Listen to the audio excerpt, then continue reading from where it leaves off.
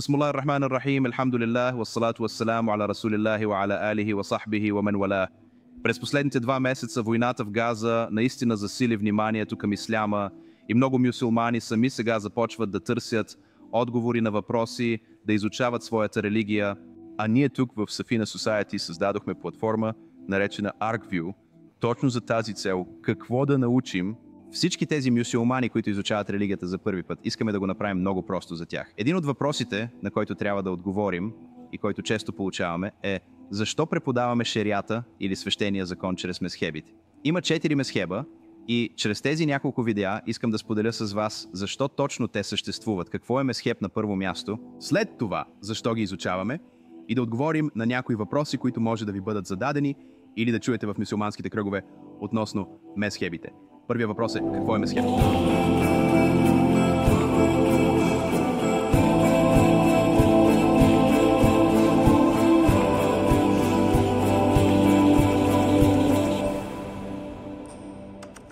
Просто казано, мезхеб е поредица от мнения или метод за извършване на нещо. От езикова гледна точка означава път. А в областта на шериатските изследвания на исляма това е развита методология, която ще ви помогне да стигнете до истината. А това е целта на всеки. Тогава защо ни е нужно това, когато имаме много ясна книга? Ясните основи на религията нямат нужда от разискване. Те са кристално ясни. Никой няма да тръгне да спори и да каже: моето тълкуване е, че Мека всъщност е в Йерусалим.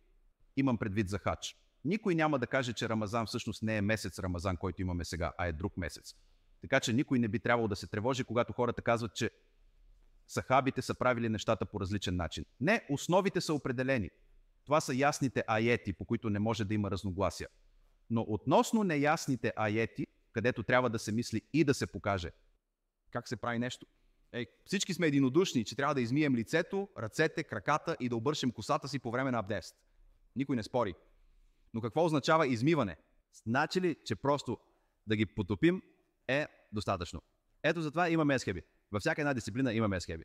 Където има нещо за обсъждане, там има мисловни школи. Ако искам да стигна от Джърси до Ню Йорк, има мезхеби. Има различни начини за това. Мога да пътувам с влак, мога да отида с кола, мога да взема тунела Холанд, мога да взема тунела Линкълн, мога да взема GW, мога да отида до Джърси Сити и да взема влака ПАВ. Така че това е практически в живота стратегия за постигане на нещо. Мога да бъда отбранителен, но мога да бъда и нападателен. Нали? Мога да бъда консервативен, мога да премина в режим на атака. Има методологии за правене на нещата в живота. Това са мезхеби. Така че в исляма, защото имаме различни аети, които не са ясни, учените имат мезхеби. И също защото имаме разискване относно хадисите. Кой хадис ще предпочитете? Хадисът на Аиша или на Ибн Масуд, например, по въпроса за веждите? Някой може да каже, че Ибн Масуд е по-знаещ.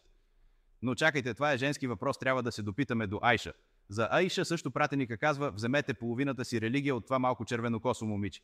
Добре, но да взема ли и частта от религията, свързана с войната, в която тя никога не е участвала? Така че тя може да е била най-знаещата, но не и по въпросите за войната. Тя никога не е била на такава. И човек, който е бил с пратеника в джамията 24 часа в денонощието, но не е бил с него в дома му. Така че по всички тези въпроси има възможност за разискване. Във всичко, по което има възможност за разискване, има мезхеби.